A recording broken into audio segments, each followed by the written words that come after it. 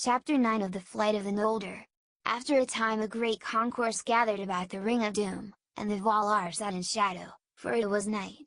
But the stars of Arda now glimmered overhead, and the air was clear, for the winds of Manwë had driven away the vapors of death and rolled back the shadows of the sea. Then Yavanna arose and stood upon Ezzelor, the green mount, but it was bare now and black, and she laid her hands upon the trees, but they were dead and dark, and each branch that she touched broke and fell lifeless at her feet. Then many voices were lifted in lamentation, and it seemed to those that mourned that they had drained to the dregs the cup of woe that Melkor had filled for them. But it was not so. Yavanna spoke before the Valar, saying, "The light of the trees is passed away, and lives now only in the Silmarils of Fëanor. Foresighted was he. Even for those who are mightiest under Ilúvatar there is some work that they may accomplish once, and once only. The light of the trees I brought into being, and within a year I can do so never again. Yet had I but a little of that light I could recall life to the trees, ere their roots decay, and then our hurt should be healed, and the malice of Melkor be confounded." Then Manwë spoke and said, "Hearest thou, Fëanor son of Finwë, the words of Yavanna? Wilt thou grant what she would ask?" There was long silence, but Fëanor answered no word. Then Tulkas cried, "Speak, O Noldo, yea or nay. But who shall deny Yavanna? And did not the light of the Silmarils come from her work in the beginning?" But Allah the Maker said, "Be not hasty. We ask a greater thing than thou knowest. Let him have peace yet a while." But Fëanor spoke then, and cried bitterly, "For the less even as for the greater there is some deed that he may accomplish but once only, and in that deed his heart shall rest. It may be that I can unlock my jewels, but never again shall I make their like, and if I must break them, I shall break my heart, and I shall be slain, first of all the Eldar and Amon." "Not the first," said Mandos, but they did not understand his word, and again there was silence, while Fëanor brooded in the dark. It seemed to him that he was beset in a ring of enemies, and the words of Melkor returned to him, saying that the Silmarils were not safe, if the Valar would possess them. "And is he not Vala's are they?" said his thought, "and does he not understand their hearts? Yea, a thief shall reveal thieves." Then he cried aloud, "This thing I will not do of free will. But if the Valar will constrain me, then shall I know indeed that Melkor is of their kindred." Then Mandos said, "Thou hast spoken." And Nienna arose and went up unto Ezzelor, and cast back her grey hood, and with her tears washed away the defilements of Ungoliant, and she sang in mourning for the bitterness of the world and the marring of Arda. But even as Nienna mourned, there came messengers from Formenos, and they were Noldor and bore new tidings of evil. For they told how a blind darkness came northward, and in the midst walked some power for which there is no name, and the darkness issued from it.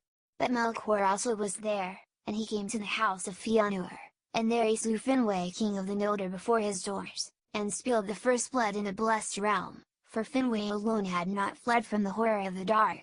And they told that Melkor had broken the stronghold of Formenos, and taken all the jewels of the Noldor that were hoarded in that place, and the Silmarils were gone. Then Fëanor arose, and lifting up his hand before Manwë he cursed Melkor, naming him Morgoth, the black foe of the world, and by that name only was he known to the Eldar ever after. And he cursed also the summons of Manwë in the hour in which he came to Taniqutil, thinking in the madness of his rage and grief that had he been at Formenos his strength would have availed more than to be slain also, as Melkor had purposed.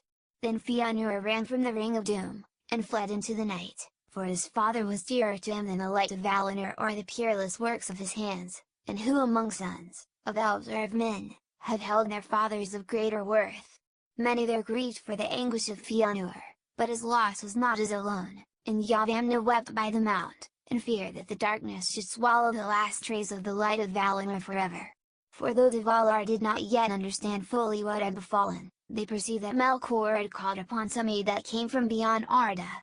The Silmarils had passed away, and all when it may seem whether Fëanor had said yea or nay to Yavanna, yet had he said yea at the first, before the tidings came from Formenos, it may be that his after deeds would have been other than they were.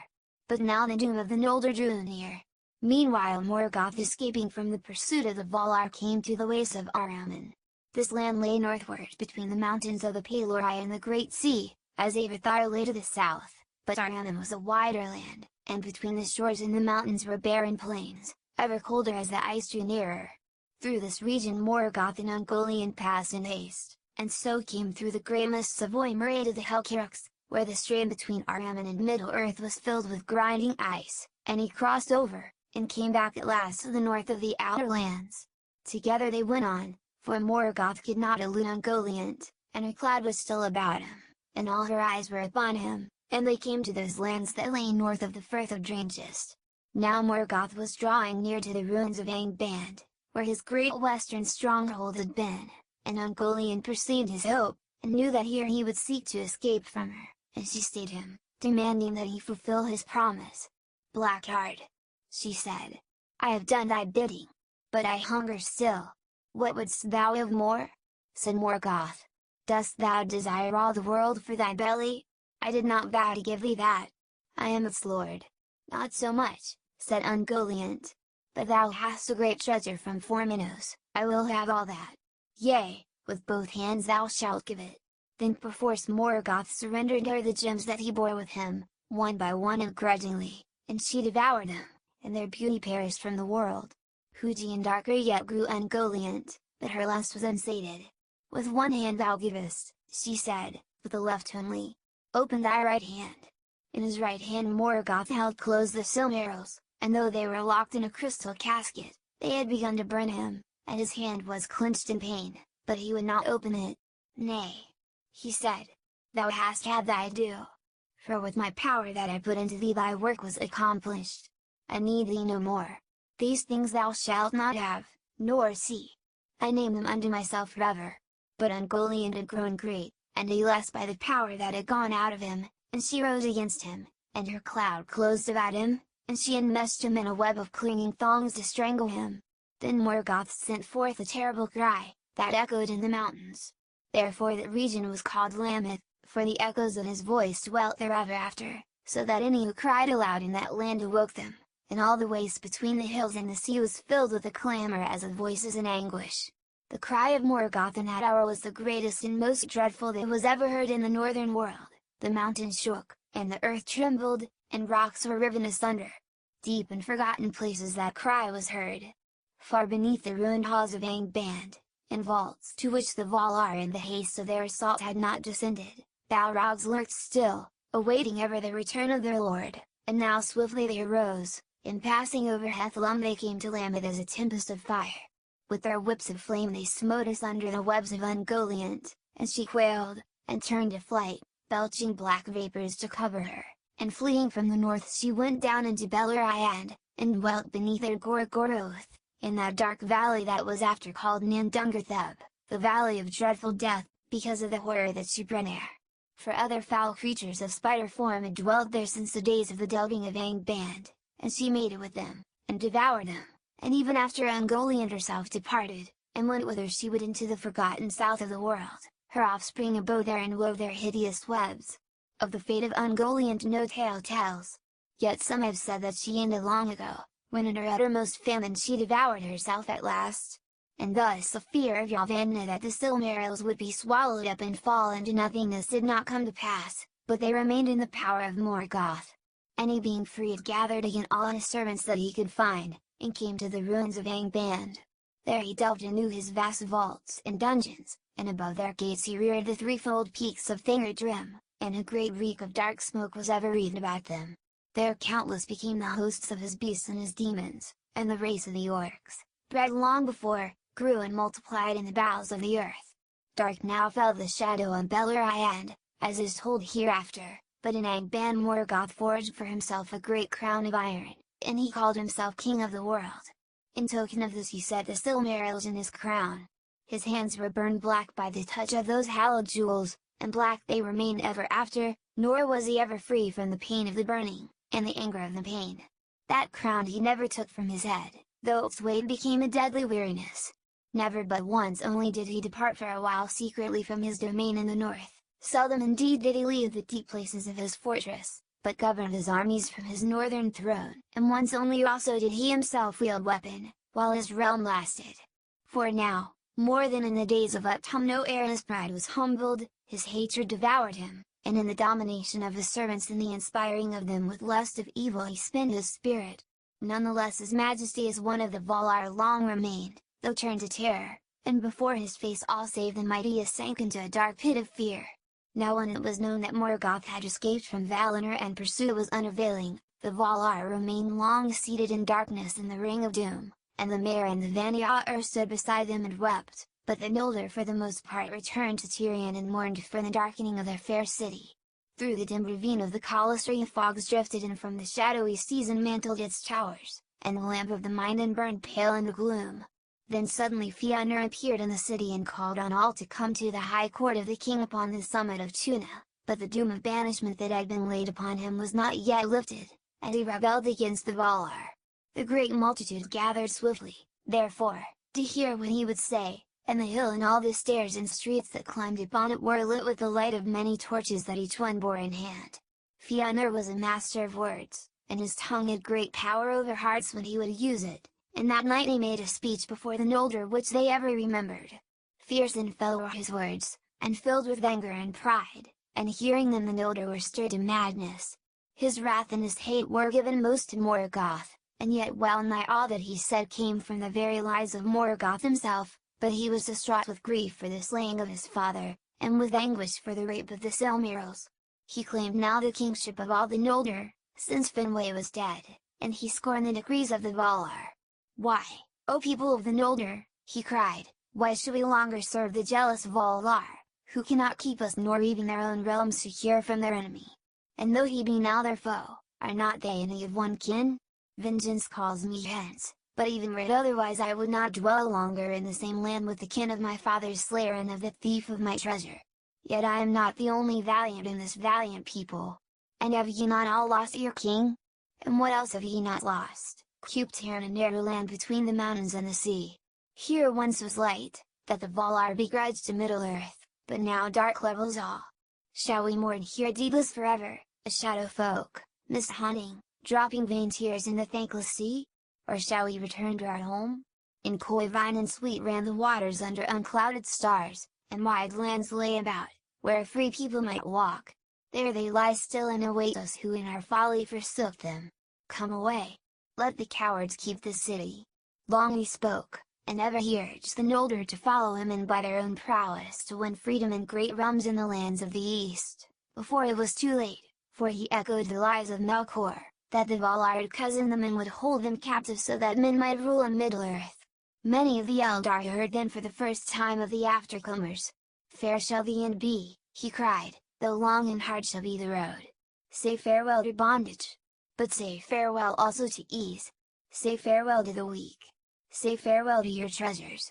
More still shall we make. Journey light, but bring with you your swords. For we will go further than Orome, endure longer than Talcuz, we will never turn back from pursuit.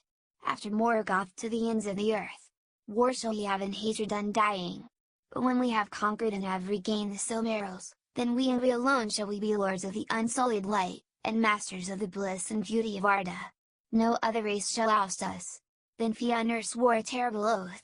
His 7 sons leapt straightway to his side and took the selfsame vow together, and red as blood shone their drawn swords in the glare of the torches. They swore an oath which none shall we break, and none should take, by the name even of Ilúvatar, calling the everlasting dark upon them if they kept it not, and Manwë they named in witness, and Varda, and the hallowed mountain of the tawny Cutil, vowing to pursue with vengeance and hatred to the ends of the world Valda, demon, elf or man is yet unborn, or any creature, great or small, good or evil, that time should bring forth unto the end of days, whoso should hold or take or keep a Silmaril from their possession. Thus spoke Mados and Maglar and Silugorum, Crufin and Caranthir, Amrod and Amras, princes of the Noldor, and many quailed to hear the dread words. For so sworn, good or evil, an oath may not be broken, and it shall pursue oath-keeper and oath-breaker to the world's end. Thingolfin and Turgon his son therefore spoke against Fëanor, and fierce words awoke, so that once again wrath came near to the edge of swords. But Finarfin spoke softly, as was his wont, and sought to calm the Noldor, persuading them to pause and ponder ere deeds were done that could not be undone, and Orodreth, alone of his sons, spoke in like manner. Finrod was with Turgon, his friend, but Galadriel, the only woman of the Noldor to stand that day tall and valiant among the contending princes, was eager to be gone.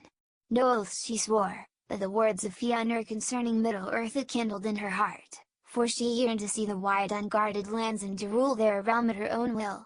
Of like mind with Galadriel was Thingolfin's son, being moved also by Fëanor's words, though he loved him little, and with Thingol stood as they ever did Angrod and Egner, sons of Finarfin.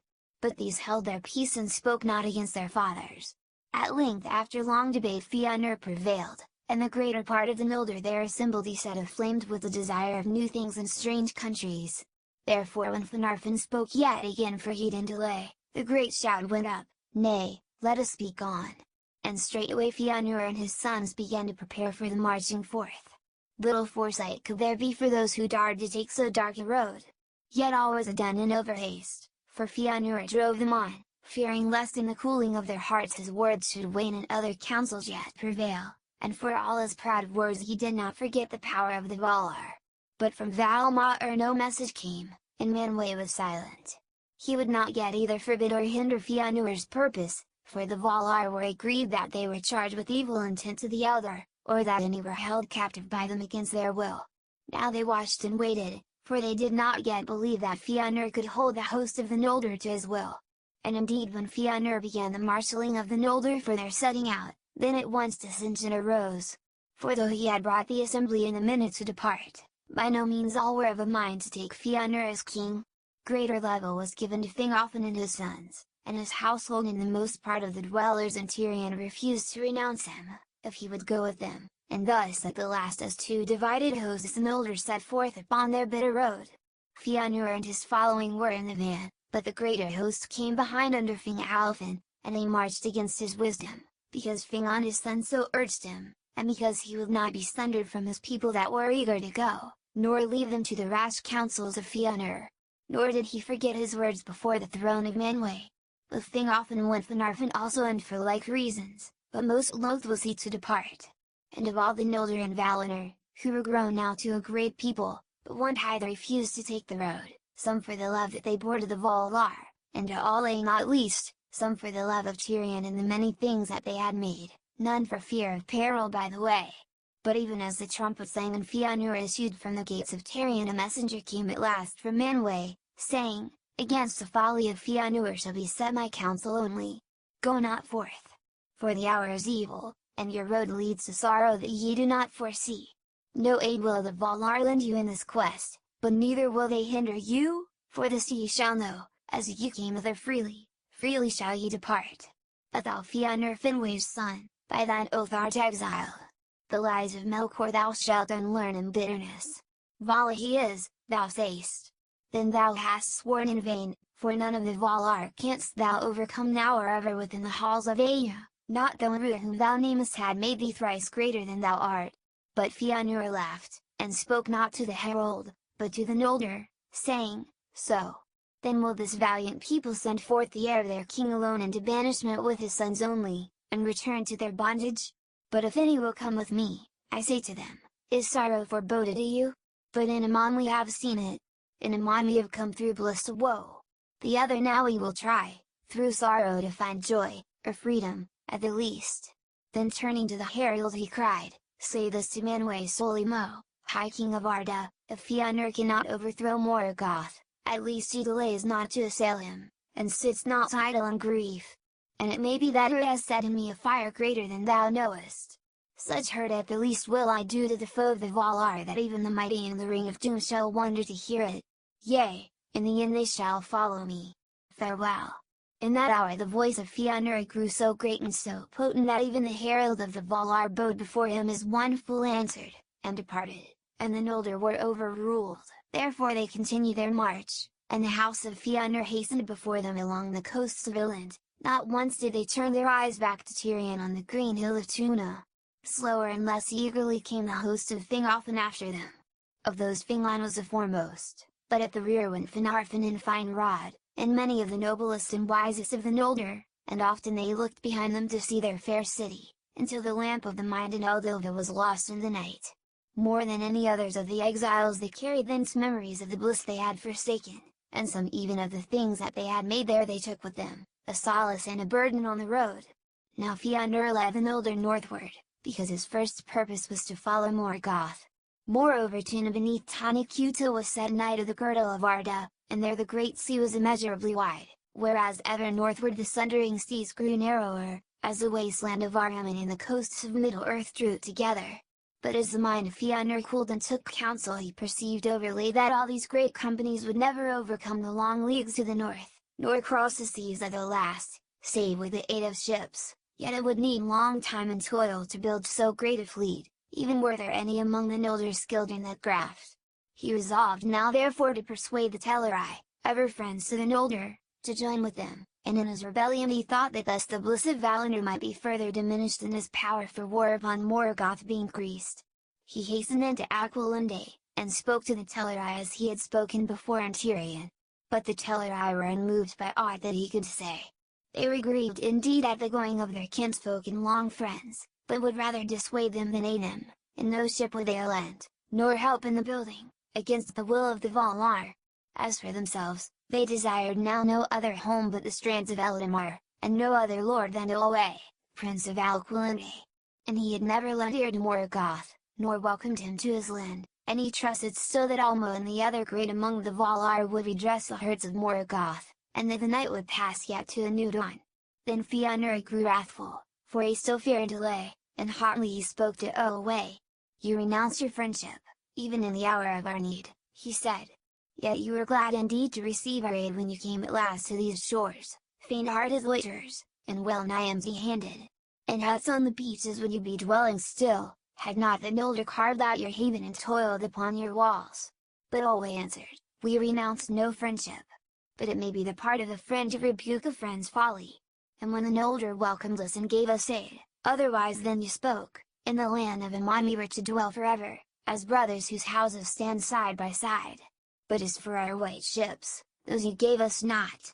We learned not that craft from the Noldor, but from the lords of the sea, and the white timbers we wrought with our own hands, and the white sails were woven by our wives and our daughters. Therefore we will neither give them nor sell them for any league or friendship. For I say to you, Fëanor son of Finwë, these are to us as are the gems of the Noldor, the work of our hearts, whose like we shall not make again." Thereupon Fëanor left him, and sat in dark thought beyond the walls of Aquilunde, until his host was assembled. When he judged that his strength was enough, he went to the haven of the swans and began to man the ships that were anchored there and to take them away by force. But the Teleri withstood him, and cast many of the Noldor into the sea. Then swords were drawn, and a bitter fight was fought upon the ships, and about the lamplit quays and piers of the haven, and even upon the great arch of its gate. Thrice the people of Fëanor were driven back, and many were slain upon either side, but the vanguard of the Noldor were succoured by Fingon with the foremost of the host of Fingolfin, who coming up found a battle joined and their own kin falling, and rushed in before they knew rightly the cause of the quarrel. Some thought indeed that the Teleri had sought to waylay the march of the Noldor at the bidding of the Valar. Thus at last the Teleri were overcome, and a great part of their mariners that dwelled in Aquilunde were wickedly slain. For the Noldor were become fierce and desperate, and the Teleri had less strength, and were armed for the most part but with slender bows. Then the Noldor drew away their white ships and manned their oars as best they might, and rowed them north along the coast. And Olwe called upon Ase, but he came not, for it was not permitted by the Valar that the flight of the Noldor should be hindered by force. But Elainan wept for the mariners of the Teleri, and the sea rose in wrath against the slayers, so that many of the ships were wrecked and those in them drowned. Of the kinslaying in Aquilunde more is told in that lament which is named Noldorland, the fall of the Noldor, that Maglar made ere he was lost. Nonetheless the greater part of the Noldor escaped, and when the storm was past they held on their course, some by ship and some by land, but the way was long and ever more evil as they went forward. After they had marched for a great while in the unmeasured night, they came at length to the northern confines of the guarded realm, upon the borders of the empty waste of Aryaman which were mountainous and cold. There they beheld suddenly a dark figure standing high upon a rock that looked down upon the shore. Some say that it was Mandos himself, and no lesser herald of Manwë. And they heard a loud voice, solemn and terrible, that bade them stand and give ear. Then all halted and stood still, and from end to end of the hosts of the Noldor the voice was heard speaking the curse and prophecy which is called the prophecy of the North, and the doom of the Noldor. Much it foretold in dark words, which the Noldor understood not until the woes indeed after befell them, but all heard the curse that was uttered upon those that would not stay nor seek the doom and pardon of the Valar.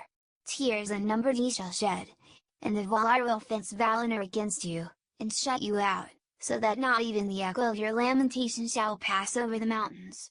On the house of Fëanor the wrath of the Valar lieth from the west unto the uttermost east, and upon all that will follow them it shall be laid also. Their oath shall drive them, and yet betray them, and ever snatch away the very treasures that they have sworn to pursue. To evil end shall all things turn that they begin well, and by treason of kin unto kin, and the fear of the treason, shall this come to pass. The dispossessed shall they be forever. Ye have spilled the blood of your kindred unrighteously and have stained the land of Aman.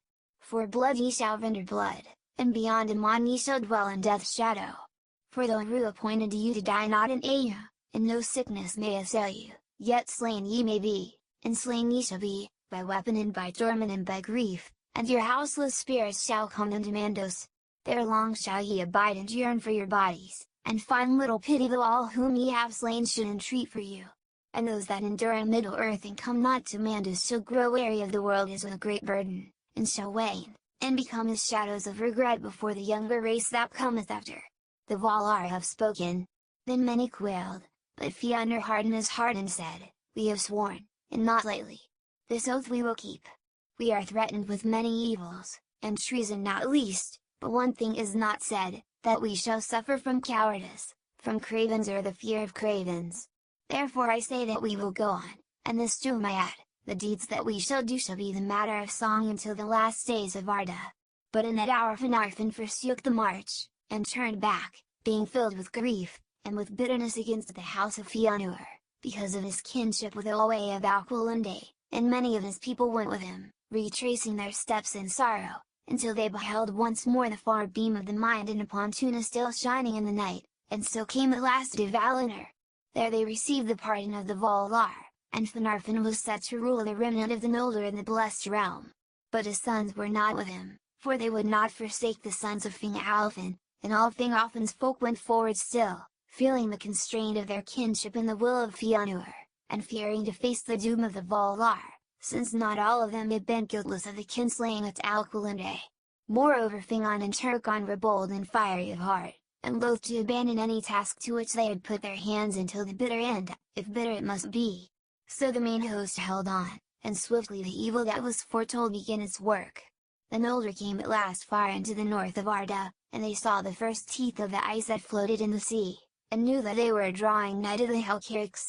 For between the land of Aman that in the north curved eastward, and the east shores of Endor, which is Middle-earth, that bore westward, there was a narrow strait, through which the chill waters of the encircling sea and the waves of Belugr flowed together, and there were vast fogs and mists of deathly cold, and the sea streams were filled with clashing hills of ice and the grinding of ice deep sunken. Such was the Helcarics, and there none yet had dared to tread save the Valar only and Ungoliant. Therefore Fëanor halted and the Noldor debated what course they should now take. But they began to suffer anguish from the cold, and the clinging mists through which no gleam of stark appears, and many repented of the road and began to murmur, especially those that followed Fingolfin, cursing Fëanor, and naming him as the cause of all the woes of the Eldar. But Fëanor, knowing all that was said, took counsel with his sons, and two courses only they saw to escape from Araman and come into Endor, by the straits or by ship. But the Helcarics they deemed impassable, whereas the ships were too few. Many had been lost upon their long journey, and there remained now not enough to bear across all the great host together, yet none were willing to abide upon the western coast while others were ferried first. Already the fear of treachery was awake among the Noldor. Therefore it came into the hearts of Fëanor and his sons to seize all the ships and depart suddenly, for they had retained the mastery of the fleet since the Battle of the Haven, and it was manned only by those who had fought there and were bound to Fëanor. And as though it came at his call, there sprang up the wind from the northwest, and Fëanor slipped away secretly with all whom they deemed true to him, and went aboard, and put out to sea, and left Fingolfin and Araman. And since the sea was there narrow, steering east and somewhat south he passed over without loss, and first of all the Noldor set foot once more upon the shores of Middle-earth, and the landing of Fëanor was at the mouth of the firth which was called Dringus and ran into Dor Laman. But when they were landed, Magos the eldest of his sons, and on a time the friend of Fingon ere Morgoth's lies came between, spoke to Fëanor, saying, Now what ships and rowers will ye spear to return, and whom shall they bear hither first? Fingon the valiant?" Then Fëanor laughed as one Fae, and he cried, "None and none! What I have left behind I count now no loss, needless baggage on the road it has proved. Let those that curse my name, curse me still, and wind their way back to the cages of the Valar. Let the ships burn!" Then Matros alone stood aside, but Fëanor caused fire to be set to the white ships of the Teleri. So in the place which was called Loskar at the outlet of the Firth of Drink just ended the fairest vessels that ever sailed the sea, in a great burning, bright and terrible. And Fingolfin and his people saw the light afar off, red beneath the clouds, and they knew that they were betrayed. This was the first fruits of the kinslaying and the doom of the Noldor. Then Fingolfin, seeing that Fëanor had left him to perish in Arnhem or return in shame to Valinor, was filled with bitterness, but he desired now as never before to come by some way to Middle-earth, and meet Fëanor again. And he and his host wandered long in misery, but their valor and endurance grew with hardship, for they were a mighty people, the elder children undying of Rúil-Iluvatar, but newcome from the blessed realm, and not yet weary with the weariness of earth. The fire of their hearts was young, and led by Fingolfin and his sons, and by Finrod and Galadriel, they dared to pass into the bitterest north, and finding no other way they endured at last the terror of the Hellcarracks and the cruel hills of ice. Few of the deeds of the Noldor thereafter surpassed that desperate crossing in hardy Hadorwall.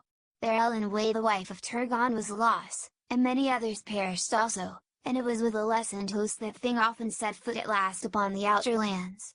Small love for Fëanor or his sons had those that marched at last behind him, and blew their trumpets in Middle-earth at the first rising of the moon.